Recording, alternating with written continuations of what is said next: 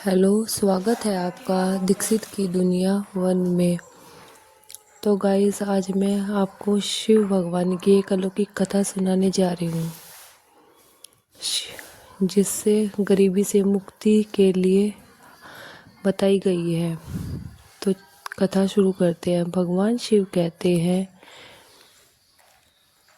मुक्ति के लिए इन तीनों बातों को किसी से नहीं बताना चाहिए। प्रिय भक्तगण, आज हम आपको एक कथा का श्रवण करा रहे हैं जो सुनने मात्र से आपके जीवन में सुख शांति और धन की वर्षा होगी।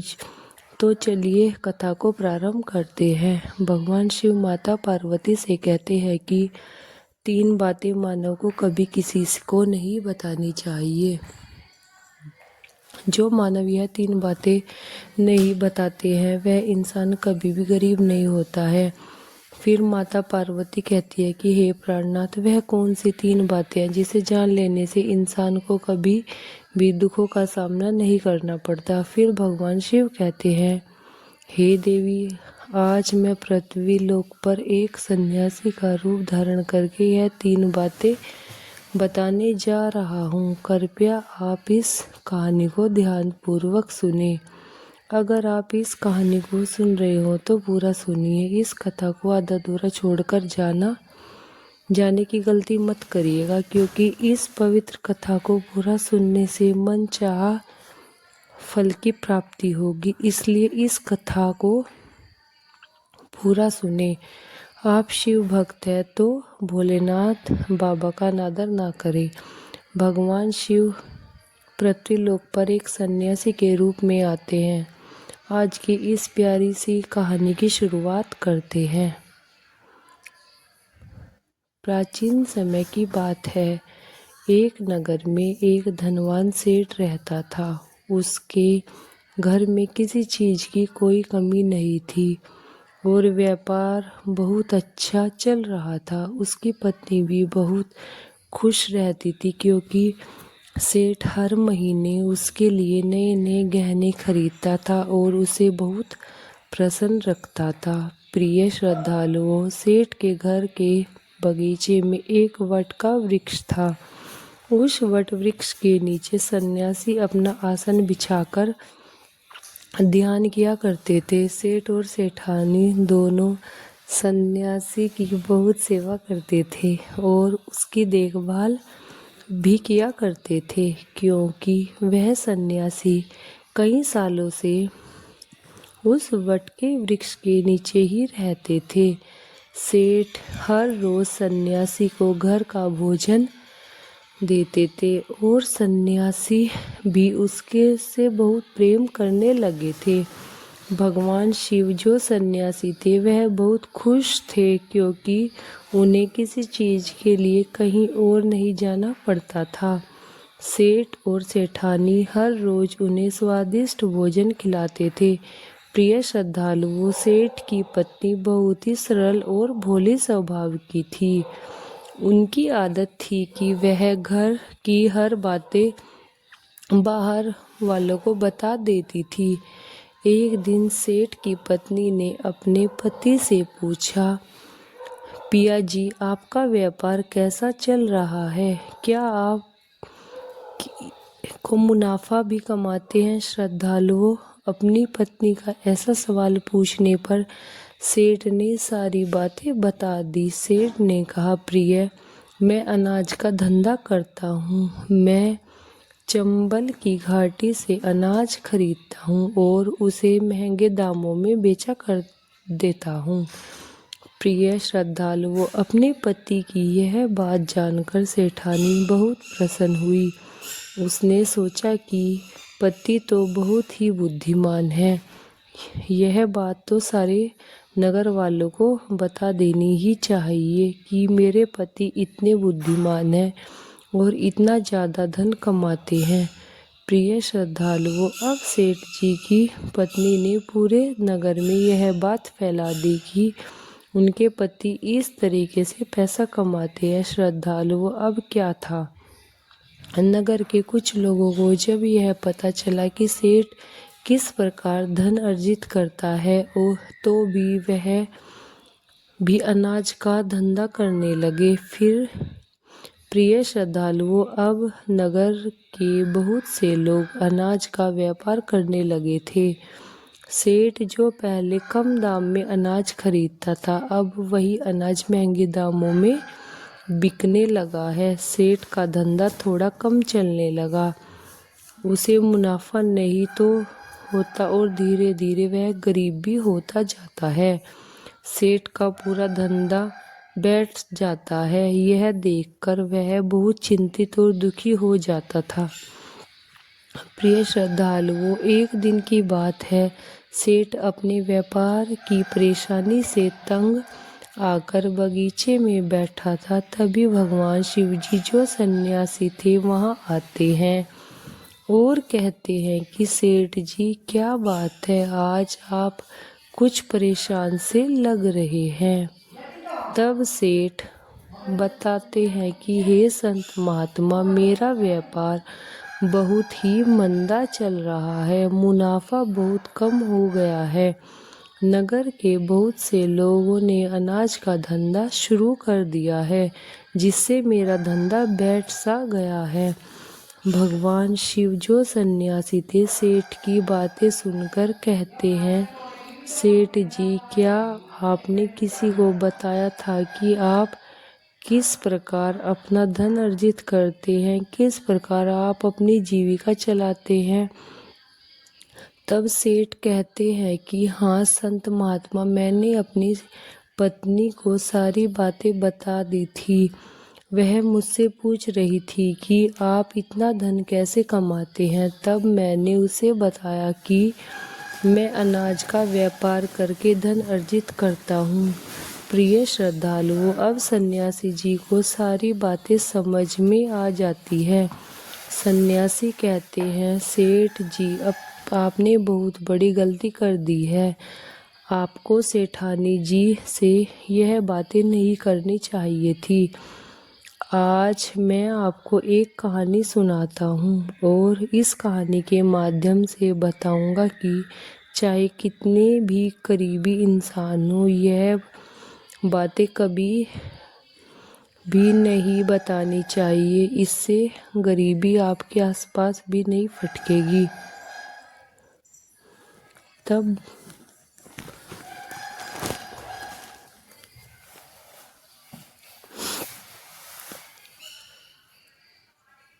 प्रिय श्रद्धालु, अब सन्यासी जी, जो भगवान शिव थे, वह अपनी कहानी प्रारंभ करते हैं। सन्यासी जी कहते हैं कि सेठ जी, एक समय की बात है, एक नगर में एक गरीब आदमी रहता था। वह इतना गरीब था कि अपने परिवार के लिए ठीक से भोजन भी नहीं जुटा पाता था। फिर सन्यासी कहते हैं कि सेठ जी, अपनी गरीब मनुष्य के लिए एक उपमानकारी दुख था। बिना धन के गृहस्थी और घर चलाना बहुत मुश्किल था। फिर सन्यासी जी आगे कहते हैं कि सेठ जी, वह गरीब आदमी जैसे तैसे अपने घर वालों का पेट पाल रहा था। कभी उसको भोजन मिल जाता था तो कभी भूखे पेट ही सोना पड़ता था। एक दिन उस गरीब आदमी की पत्नी ने कहा, हमारे पास तो धन ही नहीं है, सुबह को खा लो तो शाम की उम्मीद नहीं है, शाम को खा लो तो सुबह की उम्मीद नहीं है, आखिर ऐसा कब तक चलेगा। मैं जैसे तैसे करके घर चला लूँगी, लेकिन आप धन कमाने के लिए परदेश में चले जाइए। इस प्रकार से हमारे परिवार का गुजारा नहीं चलेगा। मनुष्य के पास चाहे कितना भी धन हो, लेकिन अगर उसके पास कोई काम नहीं होता तो वह धन भी बेकार होता है। अगर हम कुछ नहीं करेंगे तो अपने बच्चों को कैसे पालेंगे। भूखे मरने से अच्छा है कि किसी की छोटी मोटी मजदूरी ही कर ले। अब पत्नी को बार बार कहने पर वह गरीब आदमी धन कमाने की आस लेकर घर से निकल पड़ा। वह जंगलों के रास्ते से परदेश के लिए रवाना हुआ। चलते चलते वह एक जंगल में पहुंच गया। दूर की यात्रा तय करके जा रहा था। बेचारा थक चुका था तो उसने देखा कि आगे एक छायादार बरगद का पेड़ है। उस पेड़ की लंबी लंबी शाखाएं थी। उसकी जड़ें जमीन को छू रही थी। शीतल छाया देखकर वह बेचारा गरीब आदमी उस पेड़ के नीचे बैठकर आराम करने लगा। प्रिय श्रद्धालुओं, सन्यासी जी आगे कहते हैं कि वह गरीब आदमी वह बरगद के पेड़ के नीचे आराम से लेटा हुआ था। तभी उसने देखा कि कहीं से एक सांप आया और वह सांप उसी पेड़ पर चढ़ गया। गरीब आदमी उस सांप को गौर से देख रहा था। वह सोचने लगा कि यह सांप इस बरगद पर क्यों चढ़ रहा है और अब क्या करेगा। तभी उसने देखा कि उस पेड़ की डाल पर तोता और मैना का घोंसला था। घोंसले में तोता और मैना के बच्चे रखे हुए थे। सांप को देखकर तोता और मैना के बच्चे डर के मारे चिल्लाने लगे। वह गरीब आदमी देखते ही समझ गया कि यह दुष्ट सांप इन बच्चों को खाने आया है। सोचने लगा कि मैंने तो इन बच्चों को देख लिया है। अगर अब मैं इन्हें नहीं बचाता हूँ तो मुझे बहुत बड़ा पाप लगेगा। बच्चे तो बच्चे ही होते हैं, चाहे वे इंसान के हो या किसी पक्षी के। बच्चे की हमेशा रक्षा करनी चाहिए। उधर एक सर्प उन बच्चों के पास पहुंच जाता है। तभी वह गरीब आदमी उठता है और फटाफट बरगद के पेड़ पर चढ़ जाता है। उसने उस सर्प को मार गिराया और नीचे फेंक दिया। फिर उसी बरगद के नीचे आकर लेट गया। तोता और मैना के बच्चे अपनी रक्षा करने वाले उस गरीब आदमी को मन ही मन बहुत दुआएं देने लगे। श्रद्धालुओं, उसी समय तोता और मैना अपने बच्चों के पास आते हैं। अपने माता पिता को पास आया देखा तो तोता और मैना के बच्चे बहुत खुश हो जाते हैं और उन्हें पूरी घटना बताते हैं कि आज इस वृक्ष के नीचे जो इंसान लेटा है वह हमारे लिए देवदूत बनकर आया है। हमें खाने के लिए एक भयंकर सर्प आया था। इस इंसान ने उस भयंकर सर्प को मारकर हमारे प्राण बचाए हैं। हम इसके ऋणी हो चुके हैं। अगर हम इस इंसान को सर्प को नहीं मारते तो आज हम घोंसले में जीवित नहीं होते। इसका हम पर बहुत बड़ा एहसान हो गया है। अपने बच्चों के मुख से उस मुसाफिर की ऐसी प्रशंसा सुनकर तोता और मैना बहुत खुश होते हैं। तोता और मैना उस गरीब आदमी के पास पहुंच जाते हैं और कहते हैं कि हे मनुष्य, तुमने आज हमारे बच्चों की जान बचाई है, बचाकर हमारा बहुत बड़ा काम किया है और हमें अपना ऋणी बना लिया है। आप कौन हो और कहाँ जा रहे हो? तोता और मैना के पूछने पर वह गरीब आदमी कहता है कि हे पक्षियों, मैं एक गरीब आदमी हूँ और धन कमाने के लिए परदेश में जा रहा था। सफ़र का थका हारा तो इस बरगद की छाँव में बैठकर आराम करने लगा। तब मैंने देखा कि एक दुष्ट सर्प तुम्हारे बच्चों को खाने के लिए तुम्हारे घोंसले के पास जा रहा था। मैंने उसे मार डाला।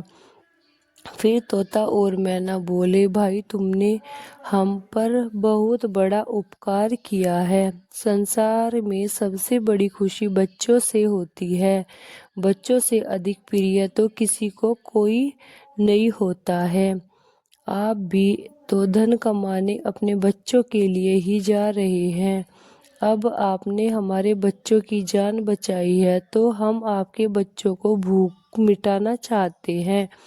तब उन्होंने बताया कि दोनों तोता और मैना का नाम के पक्षी है। हम हमेशा कीमती मोती खाते हैं और हमने सुना है कि यह मोती मनुष्य के लिए बहुत मूल्यवान होते हैं। हम तुम्हें कुछ मोती देते हैं, तुम उन्हें बेचकर बाजार के कुछ खाने पीने का सामान ले जाओ और आज से तुम यहीं रहकर हमारे बच्चों की देखभाल करते रहना। हम तुम्हें इसी तरह से रोज यह कीमती मोती लाकर देते रहेंगे। तोता और मैना की बात सुनकर वह गरीब आदमी खुश हो गया। सोचता है कि अगर हमें यही धन मिलेगा तो हम बाहर क्यों जाएंगे। प्रिय श्रद्धालुओं, वह आगे कहता है कि सेठ जी वह गरीब आदमी तोता से कुछ मोती लेकर बाजार गया और अपने खाने पीने का सामान खरीद कर लाया। उस वृक्ष के नीचे उसने एक झोपड़ी बना ली और वहीं रहने लगा और तोता मैना के बच्चों की देखभाल करने लगा। तब तो तोता और मैना निश्चित हो गए, उन्हें उनके बच्चों की रक्षा करने वाला मिल गया था।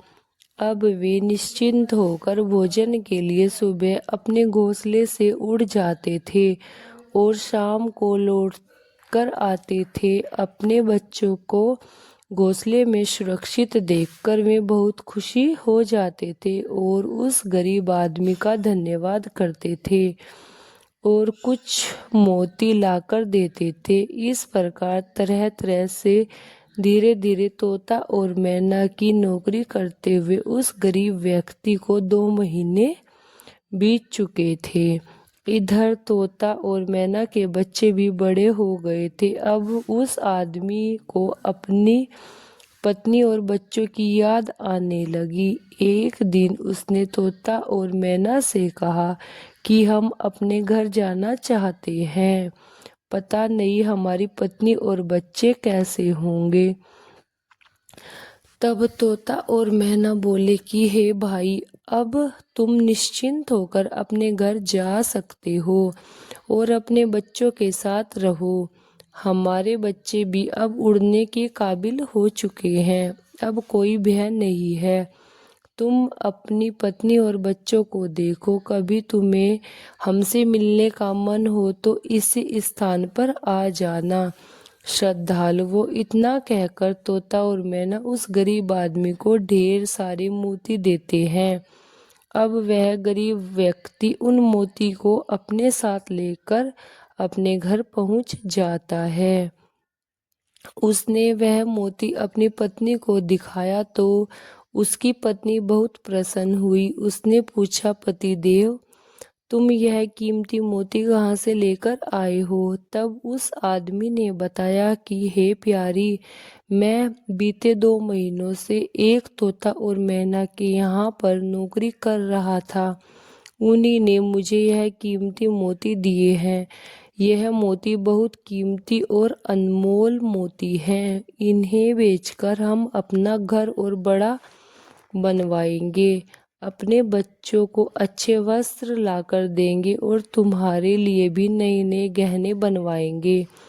प्रिय श्रद्धालुओं, भगवान शिव सन्यासी रूप में कहते हैं कि सेठ जी, अब वह आदमी उन मोतियों को बेचकर बाजार से अपने घर का सारा जरूरी सामान ले आया और अपना नया घर बनवाने लगा और वह आराम की जिंदगी जीने लगा था। प्रिय श्रद्धालुओं, उस समय के राजा प्रताप सिंह एक अजीब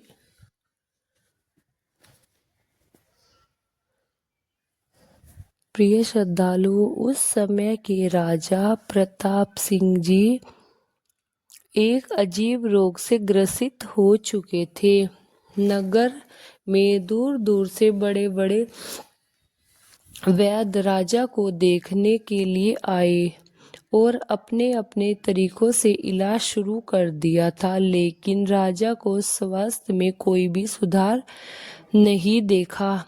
जब किसी के इलाज से राजा ठीक नहीं हुए तो एक वैद्य ने राजा से कहा, महाराज, आपकी जिंदगी बच सकती है अगर आपको तोते के बच्चे का मांस मिल जाए तो आप हमेशा के लिए ठीक हो जाएंगे।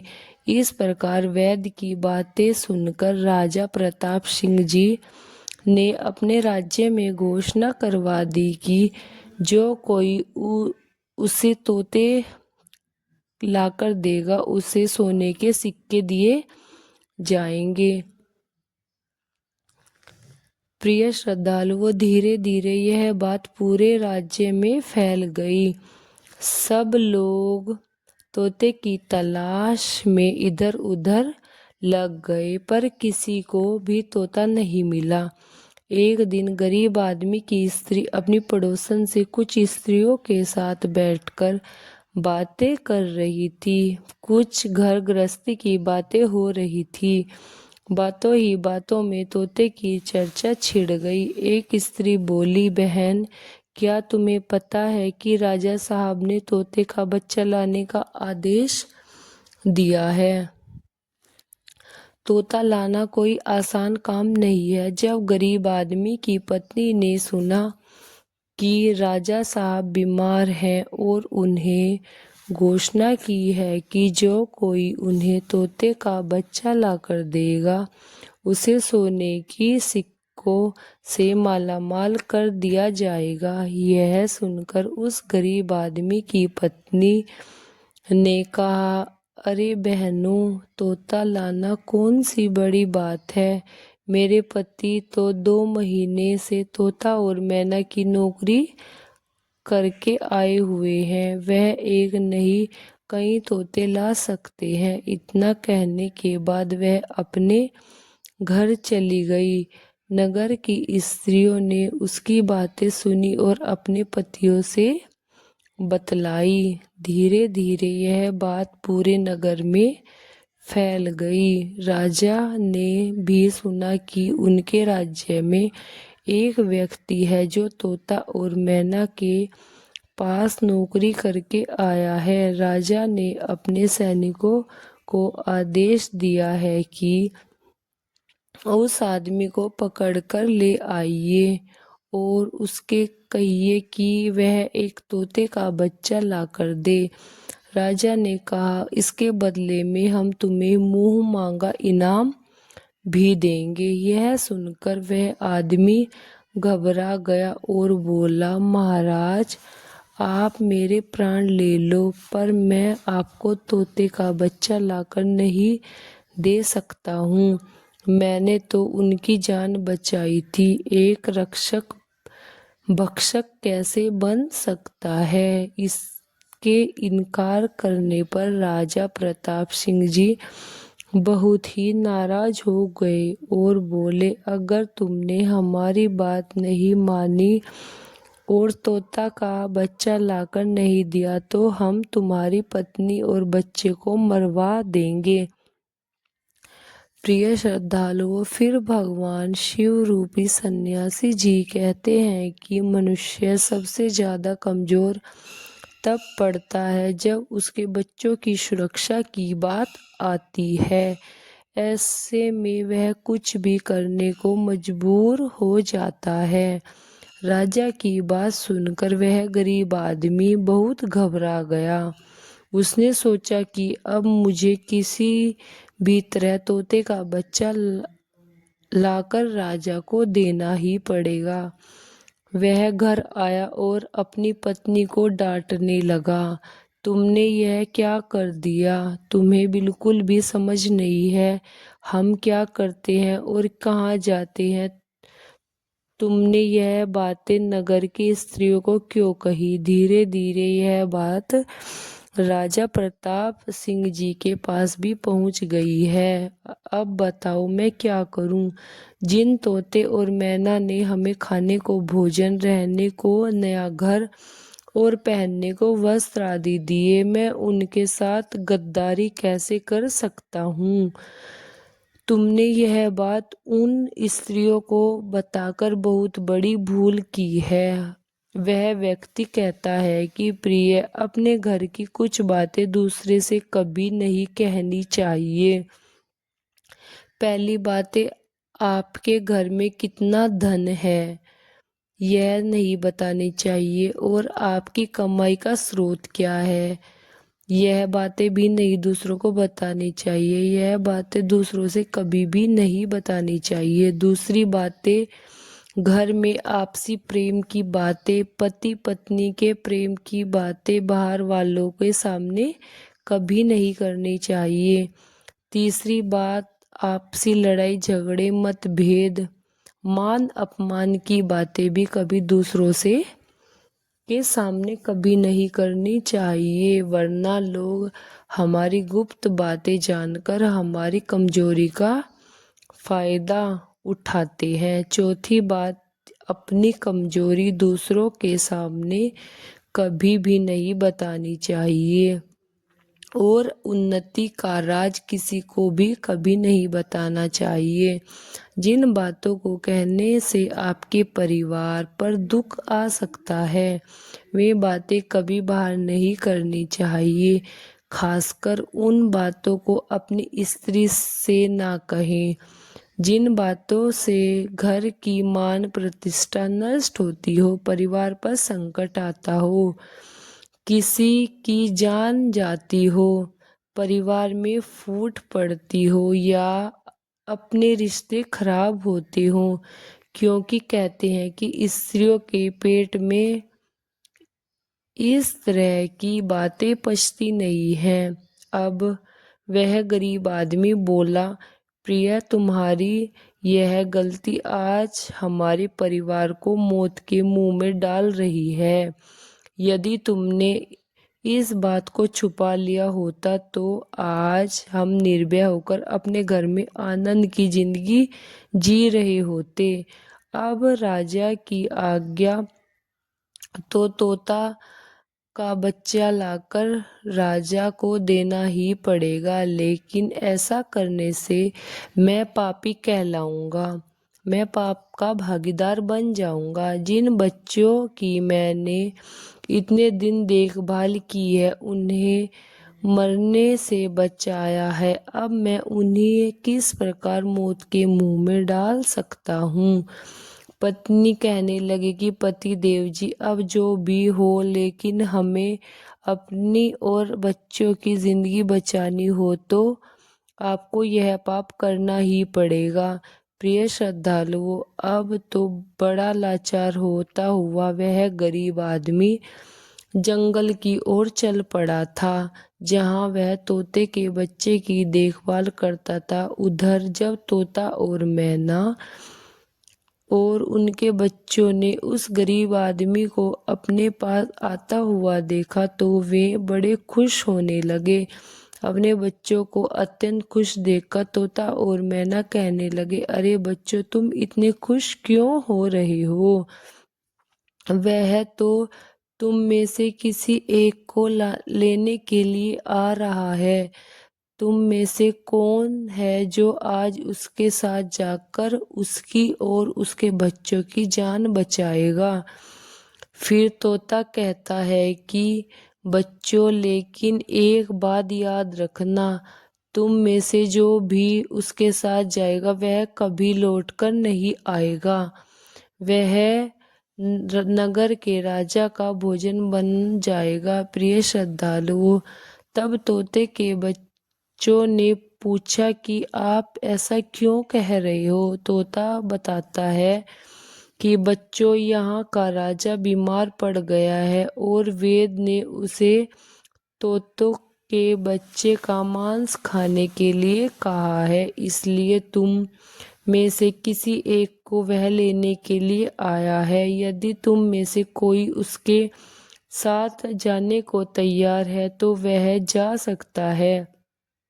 तभी उनमें से एक बच्चा कहने लगा कि हे माता पिता, उस आदमी ने ही हमारी सबकी जिंदगी बचाई है और आज वह आदमी बड़ी ही मुसीबत में है। ऐसे में हमें उसकी मदद करनी चाहिए, चाहे हमारी जान ही क्यों ना चली जाए, लेकिन हम उसके साथ जरूर जाएंगे। उधर वह आदमी उस बरगद के वृक्ष के नीचे आता है और तोता मैना से अपना दुख बताता है। तब तोता मैना कहते हैं कि हे भाई, तुम चिंता ना करो, हमारे बच्चे तुम्हारे साथ जाने के लिए तैयार हैं। तुम इतने से किसी एक को ले जाओ। श्रद्धालुओं, अब वह गरीब आदमी उनमें से एक तोते के बच्चे को लेकर लौट जाता है और राजा को ले जाकर दे देता है। राजा उस तोते के बच्चे को एक पिंजरे में बंद कर देता है और अपने नौकर को रखने के लिए कहता है। राजा कहता है कि हम इसे सुबह निकालेंगे और फिर इसके मांस को खा जाएंगे। प्रिय श्रद्धालुओं, अब क्या होता है कि राजा प्रताप सिंह का एक बेटा था जो पशु पक्षियों से बहुत प्रेम करता था। उसे यह नहीं पता था कि यह तोता उसके पिता के खाने के लिए लाया गया है। वह अपने मित्रों के साथ उसी जगह पर खेल रहा था जहां तोते के बच्चा पिंजरे में कैद था। राजकुमार ने जब एक सुंदर तोते के पिंजरे में तोते को बंद देखा तो उसके साथ खेलने लगा। तभी राजकुमार का एक मित्र कहता है, मित्र, तुम इस पक्षी को बाहर निकालो, यह कितना सुंदर तोता है। पिंजरे में इसका रहना बिल्कुल सही नहीं है, हम इसे आजाद कर देते हैं। अपने मित्र की बातें सुनने के बाद राजकुमार ने उस तोते के बच्चे को पिंजरे से बाहर निकाल देता है। जैसे ही वह पिंजरा खोलता है, तोते का बच्चा आकाश में उड़ जाता है और धीरे धीरे यह बात राजा तक पहुंच ही जाती है कि आपके राजकुमार ने उस तोते को छोड़ दिया है। अब आपके प्राण बचना बड़ा ही मुश्किल है। यह सुनकर राजा को बहुत गुस्सा आता है। उन्होंने तुरंत राजकुमार को बुलाया और गुस्से में कहा, अरे नादान पुत्र, तूने उस तोते के बच्चे को क्यों छोड़ दिया? राजकुमार बहुत घबराया गया और बोला कि पिताजी, मुझे क्या पता था कि वह उड़ जाएगा, मैं तो उसके साथ खेलना चाहता था। अपने पुत्र की बात सुनकर राजा को और भी गुस्सा आया। उन्होंने उसे नगर से निकालने का आदेश दे दिया। प्रिय श्रद्धालुओं, अब राजा के सैनिक राजकुमार को नगर की सीमा से बाहर छोड़ देते हैं। उधर वह तोते का बच्चा उड़कर अपने माता पिता के पास पहुंच जाता है और उसे सारी बातें बताता है कि राजा के बेटे ने उसे आजाद कर दिया था। तोता और मैना ने जब अपने बच्चे को देखा तो कहा, पुत्र, राजा के बेटे ने तुम्हें तो आजाद कर दिया, लेकिन वह खुद संकट में फंस गया है। उसके दुष्ट पिता ने उसे नगर से बाहर निकाल दिया है। अब उसकी जिंदगी की जिम्मेदारी तुम्हारे ऊपर ही है। तुम जाओ और उसकी मदद करो। प्रिय श्रद्धालुओं, तोता राजकुमार की मदद करने के लिए उसके पास पहुंच जाता है। राजकुमार उसे देखते ही पहचान लेते हैं। यह तो वही पक्षी है जिसे मैंने पिंजरे से आजाद किया था। राजकुमार कहता है कि तुम्हारी वजह से मुझे मेरे पिताजी ने नगर से बाहर निकाल दिया है। अब तुम ही बताओ, मैं क्या करूं और कहाँ जाऊं? तोता कहता है कि मित्र, तुम चिंता मत करो, तुमने मेरी जान बचाई थी, इसलिए मैं तुम्हारी मदद करने आया हूँ। तुम सुख में अब मैं तुम्हारे साथ ही रहूँगा। श्रद्धालुओं, अब राजकुमार सुख हो जाता है क्योंकि उसे कम से कम एक साथी तो मिल ही गया था। अब तोता और राजकुमार दोनों एक दूसरे के साथ घूमने लगे। चलते चलते वे दोनों एक सुंदर बगीचे में पहुंच जाते हैं। उसी बगीचे में वहां के राजा की पुत्री भी अपनी सहेलियों के साथ घूमने आया करती थी। उस राज्य के राजा की कन्या का नाम रूपमती था। राजकुमारी रूपमती बहुत ही सुंदर थी और उसकी खूबसूरती की चर्चा पूरे नगर में होती थी। राजकुमार और तोता उस बगीचे में बैठे हुए थे। तभी वहां राजा की कन्या रूपमती अपनी सहेलियों के साथ बगीचे में घूमने आती है। राजकुमारी को देखकर राजकुमार वृक्ष के पीछे छुप जाता है और तोता राजकुमारी के सामने पहुंच जाता है। राजकुमारी उस सुंदर तोते को देखकर मोहित हो जाती है। वह उसे पकड़ना चाहती है लेकिन तोता उसकी पकड़ में नहीं आता। यहाँ राजकुमार राजकुमारी रूपमती की सुंदरता पर मोहित हो जाता है। प्रिय श्रद्धालुओं, कुछ समय बगीचे में टहलने के बाद राजकुमारी अपने महल में लौट जाती है और उस राजकुमार की याद में खोई रहती है।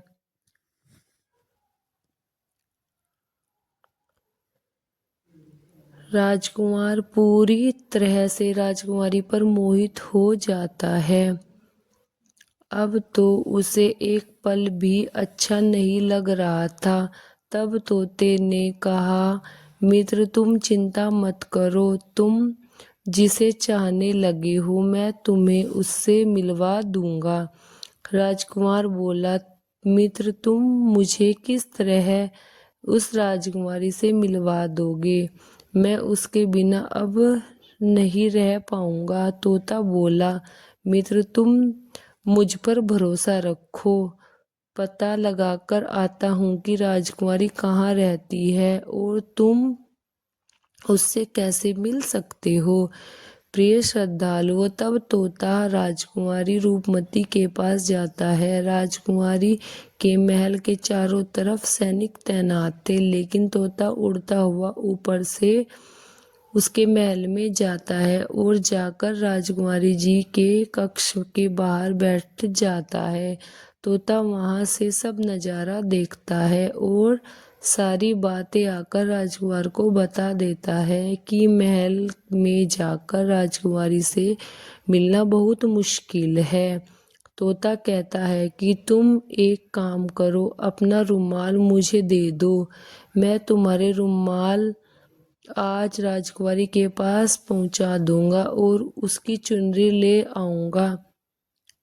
प्रिय श्रद्धालु, अब रात में तोता राजकुमार का रुमाल लेकर राजकुमारी के पास रख आता है और राजकुमारी की चुनरी साथ में ले जाता है। सुबह जब राजकुमारी रूपमती जागती है तो देखती है कि उसकी चुनरी गायब है और उसके पास एक रुमाल रखा हुआ है। राजकुमारी तुरंत समझ जाती है कि रात में कोई पुरुष उसके कक्ष में आया था। उसने देखा कि उसकी चुनरी गायब है और उसकी जगह किसी पुरुष का रुमाल रखा हुआ है। राजकुमारी बहुत व्याकुल हो जाती है और अपने सभी सिपाहियों को सावधान कर देती है।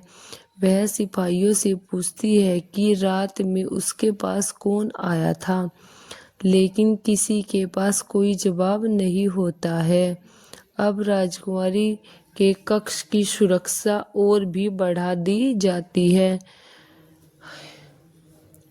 प्रिय श्रद्धालुओं, अगली रात फिर से तोता राजकुमारी के कक्ष में जाता है और अपने मित्र द्वारा लिखी हुई चिट्ठी को राजकुमारी के पास रख आता है। अगले दिन जब राजकुमारी जागती है और चिट्ठी पढ़ती है तो उसमें लिखा होता है कि राजकुमारी, मैंने जब से तुम्हें देखा है तब से मैं तुम्हारा ही हो चुका हूँ। मैं तुमसे विवाह करना चाहता हूँ। अगर तुम्हें मुझसे मिलना हो तो तुम अपने बगीचे में आ जाना, मैं तुमसे वहाँ मिल जाऊँगा। जब राजकुमारी जी अपनी सहेलियों को लेकर बगीचे में जाती है, लेकिन वह उससे कोई पुरुष नजर नहीं आता। वहाँ तो सिर्फ वही तोता घूम रहा होता है। उसने उससे उस दिन देखा था। तोता राजकुमारी से कहता है कि राजकुमारी, तुम जिससे देखना चाहती हो मैं तुम्हें उससे मिलवा सकता हूँ, लेकिन पहले तुम मुझे वचन दो कि तुम यह बात अपने पिताजी से नहीं कहोगी और मेरे मित्र को बंदी नहीं बनवाओगी। राजकुमारी ने वचन दिया कि वह उसे बंदी नहीं बनवाएगी।